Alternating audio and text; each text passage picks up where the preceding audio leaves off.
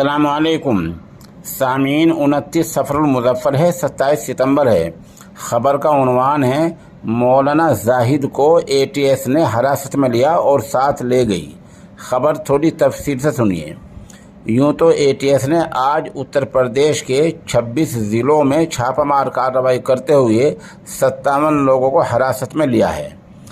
हमारे सामने सबके नाम नहीं हैं। फ़िलहाल ज़िला शामली से हिरासत में लिए गए 3 लोगों के नाम हम आपको बता देते हैं। ज़िला शामली के गांव मामोर से मौलाना जाहिद और गांव गोगवान से सरवर और गांव पावटी कला से जाबिर को ATS ने हिरासत में लिया है और इन तीनों को ATS साथ ले गई है और इस मौके पर मकामी पुलिस भी साथ रही है। बता दें कि मौलाना जाहिद के भाई मौलाना साजिद को हाल ही में ATS ने उठाया था। आज उनके भाई मौलाना जाहिद को भी ATS ले गई है।